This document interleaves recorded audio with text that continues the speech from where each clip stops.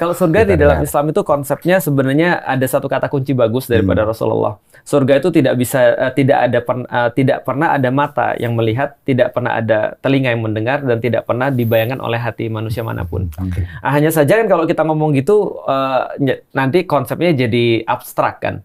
Nah, maka dipilihlah sesuatu yang bisa dibayangkan oleh manusia sedekat-dekatnya. Oke. Nah, maka kata-kata surga dalam bahasa Arab itu jannah. Sebenarnya jannah artinya adalah sesuatu yang tertutup. Jadi sesuatu yang tertutup oleh hijau-hijauan sebenarnya. Jadi kalau ada seseorang yang ada di taman kota, misalnya lalu dia ada pohon-pohon tinggi yang terus kemudian menutupi satu sama lain, tajuk-tajuknya itu. Nah, itu konsep jannah di dalam Islam. Jadi kalau misalnya ini sedikit ngambil porsinya pendeta Marcel ya. Kalau misalnya di Katolik dulu ketika aku tahu, mungkin kalau dulu aku Katolik, namanya kan Garden of Eden. Nah, itu sama. Garden kan artinya konsep jannah. Jannah dibahasakan dalam bahasa Inggris jadinya garden. Nah, Eden itu adalah salah satu dari surga yang dikenal di dalam Islam. Jannatul Aden. Jadi jannah Aden itu sama Eden. Jadi adalah surga itu konsepnya begitu. Maka kalau konsepnya adalah sesuatu yang tertutup, itu berarti ada dan hijauan, ada sungai-sungai di situ. Ada kemudian segala sesuatu yang menyenangkan manusia, pohon-pohon yang berbuah. Lalu kemudian aku pernah ditanya, kalau kita masuk surga kerjaan kita apa? Ngobrol. Seperti ini kerjaannya. Jadi artinya bahkan ulama-ulama bilang gini, kalau di dunia itu ada orang-orang yang beriman di dunia, ketika dia nanti masuk surga, ada pekerjaan-pekerjaan yang dia rindukan ketika di dunia, ngobrol. Karena di surga itu literally kerjaannya ngobrol. Itu dia. Nah, karena memang kita berpatokan pada hadis yang awal tadi, maka sebenarnya penggambaran yang mendekati adalah memang akhirnya ya, bagi manusia, misalnya bagi laki-laki, yang paling tinggi tentunya adalah, mohon maaf, wanita, kebanyakan daripada kita. Itu ada Itu penggambaran kayaknya tidak salah kalau pada Denny Sumargo itu kan ya. Kalau saya sih oke-oke saja. Melihat pada track record. Oke-oke saja. Cuma kan pertanyaan logikanya banyak umat ya, maksudnya lah kalau misalnya kita di sana, maaf ya, ada istilah bidadari dan lain-lain, loh kok jadi urusannya ada duniawinya? Ada syahwat, betul. Gitu. Nah, yang kalau aku tangkap sih sebenarnya adalah tadi sebenarnya kalau berpatokan pada awal sebenarnya itu cuma mungkin penggambaran yang paling ultimate ya, kenikmatan yang paling besar pada laki-laki. Mengenai kemudian kejadiannya gimana, yang sudah pasti sih tidak ada mata yang bisa yang pernah melihat, tidak ada telinga yang pernah mendengar kata Rasul, dan tidak dibayangkan dalam hati manusia. Cuma penggambarannya mungkin karena kita sukanya perempuan ya. Kalau perempuan sukanya paling tinggi ultimate-nya adalah rumah. Karena memang perempuan itu paling secure dengan rumah ketika dia sudah dapat rumah. Makanya kalau ada orang punya istri ini, biasanya dia akan sangat khawatir ketika dia masih ngontrak. Nah, maka rumah adalah ultimate-nya bagi perempuan, bagi laki-laki adalah bidadari. Ini kan gambaran ya. Betul. Artinya gambaran ini sendiri tidak ada manusia yang bisa memastikan karena tadi betul. Ada hadisnya tadi. Ini gambaran nih, ya. Jadi kalian coba tangkap ini gambaran, jadi kemudian jangan ditelan mentah-mentah. Iya, langsung itu aja. Iya. Apakah surganya di bawah telapak kaki ibu? Iya kan? Ataukah surganya modelnya? Saya juga kurang paham tentang Kristen. Saya pengen. Kalau bicara tentang surga, memang konsepnya surga dalam kekristenan dibandingkan dengan surga yang tadi Ustadz Felix sampaikan, memang ada sedikit perbedaan.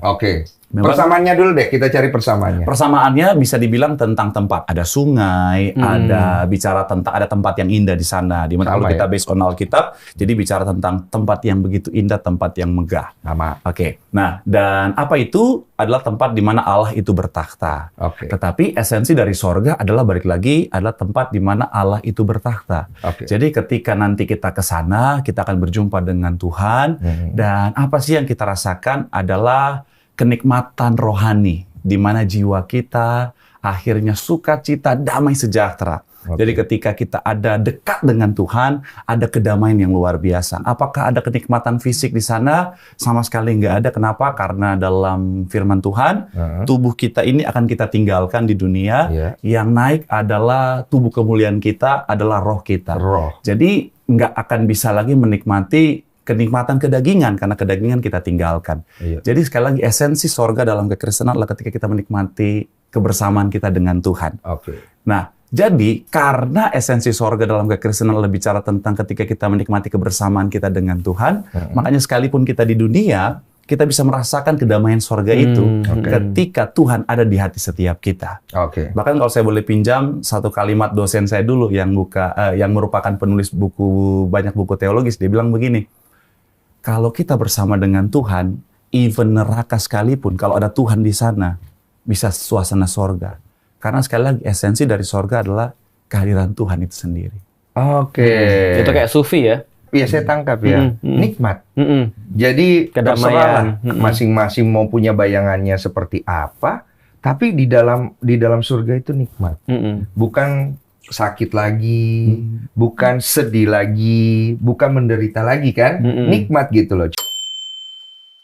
Coba aku pengen nanya ke Kristen dulu. Surga itu berlaku, yang surga Kristen berlaku untuk semua umat atau hanya untuk Kristen saja?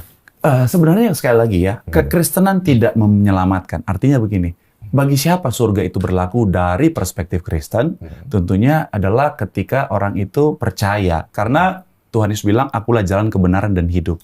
Artinya, barang siapa yang percaya kepadaku tidak akan binasa, melainkan beroleh hidup yang kekal. Jadi, ketika orang hidup dalam Tuhan, apapun agamanya, ketika hidup dalam Yesus, maka itu adalah jalan untuk menuju ke surga. Berarti, siapapun orang yang percaya sama Yesus, dia punya kesempatan masuk surga. Dia dapatkan tiket surga kalau saya bisa bilang lah ya. Kalau dia tidak percaya sama Yesus, dia bisa ke surga tidak? Nah, itu pertanyaan. Kalau based on firman Tuhan, tentunya tidak. Kenapa? Karena hanya di dalam Yesus. Ibarat orang mau masuk bioskop, harus ada tiketnya.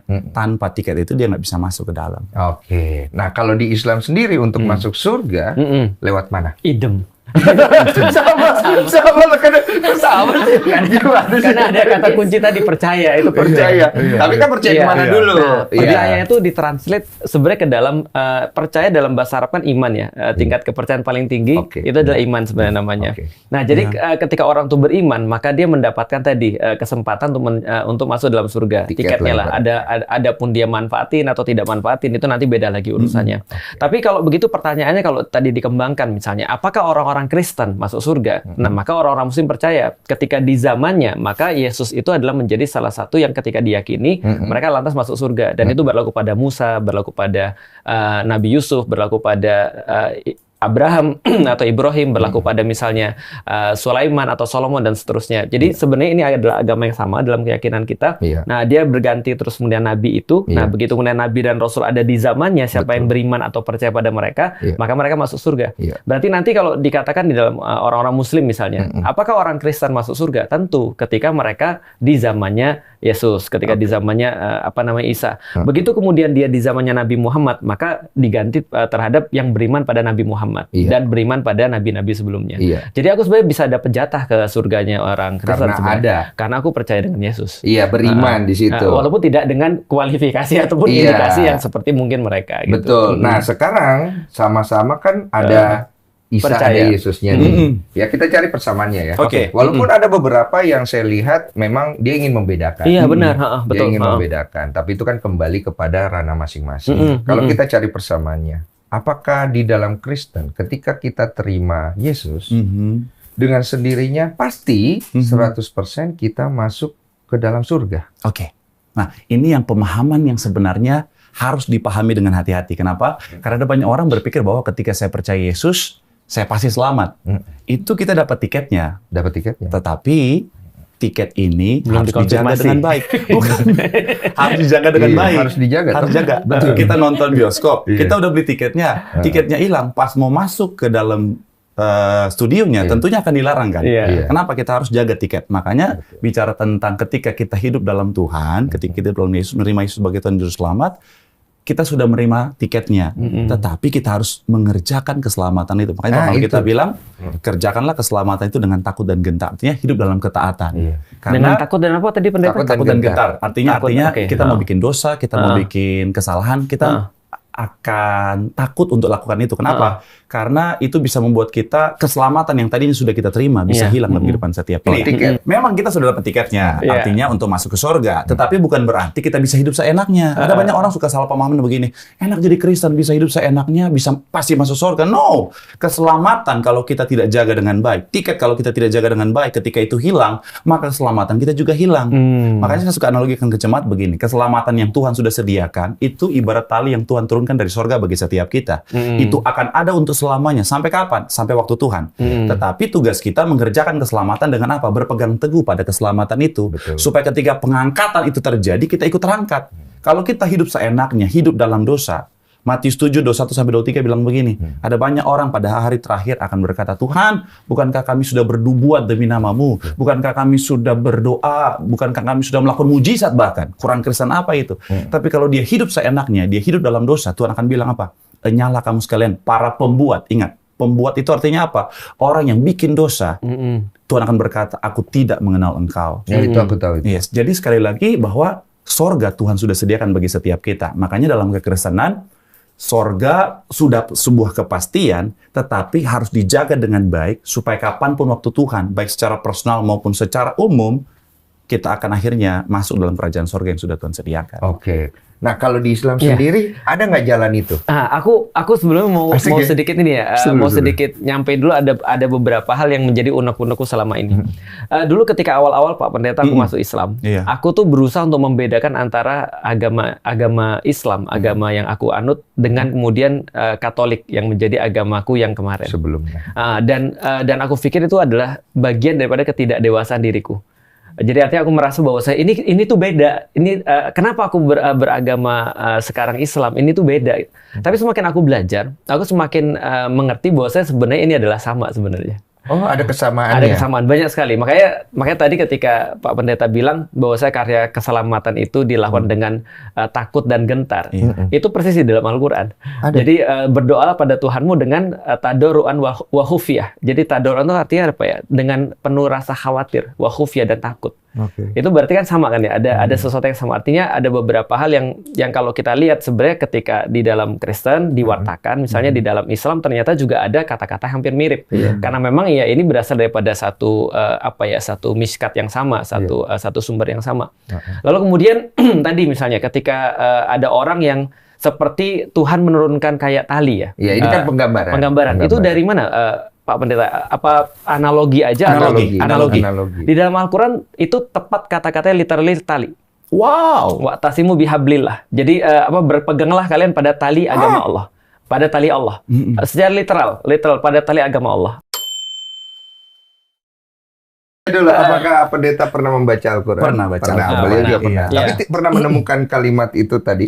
Kebetulan saya udah baca, cuman memang kan nggak semua bisa dimengerti. Betul. Karena jadi bahas tali itu belum. Jadi berpeganglah kalian pada tali Allah tadi. Dan tadi terus Pendeta ngelanjutin tadi, kalau sana ada orang yang dia sudah punya tiket, tiba-tiba terus kemudian dia di hari akhir nanti ketika dia misalnya bertemu dengan Tuhan, terus Tuhan bilang pada dia, kamu merasa kamu udah melakukan karya-karya keselamatan nih. Tapi ternyata kamu tuh justru jadi orang-orang yang merugi. Itu juga ada di dalam Al-Quran ceritanya itu. Dibaca sama orang-orang Muslim tiap hari Jumat nih. Suratul Kahfi. Kata Allah di situ ada orang-orang yang paling merugi. Yaitu mereka yang ketika di dunia merasa bahwa dirinya melakukan kebaikan demi kebaikan. Padahal mereka melakukan sesuatu yang sangat buruk sekali. Jadi orang ini kan merasa.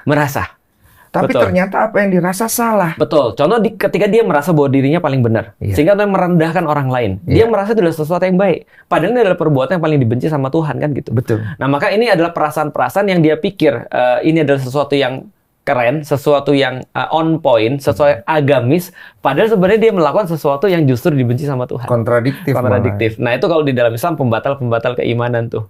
Ada beberapa pembatal keimanan. Merinding gue. Iya. Makanya sebenarnya semua orang-orang Muslim sebenarnya semakin dia beriman, dia semakin takut sebenarnya. Karena takut itu adalah rasa yang muncul ketika orang tuh beriman. Iya. Jadi katanya Rasul tidak akan dikumpulkan dua rasa takut dan dua rasa aman. Bagi orang-orang yang takut dengan Allah di dunia, maka dia akan merasa aman terhadap Allah di akhirat. Tapi kalau dia merasa aman daripada Allah di dunia, karena dia tadi merasa segala macam dia bisa lakukan, dia merasa aman daripada Allah, dia pasti takut sama Allah nanti di akhirat. Harusnya begitu. Betul. Kalau orang beriman, rasa itu yang keluar kan? Takut. Rasa takut dan gentar. Karena kita tahu, kita sebagai manusia itu cuma hanya debu-debu. Betul. Kita dibangkitkan dari tanah dan diberikan gitu loh. Betul. Di sisi Tuhan itu sebenarnya ya cuma makhluk kecil gitu. Tapi siapa kita yang kemudian bicara seolah-olah kita jubirnya Tuhan. Iya, ahli surganya, yang punya kuncinya. Itu kan poinnya ya. Karena kan memang kita diciptakan dari debu dan tanah. Makanya kalau orang sombong, orang suka cari masalah dengan orang lain, itu mungkin dari tanah sengketa dia. lucu banget. Biasanya masih belum. Lu jangan ketawa loh. Oke, sudah cukup clear ya.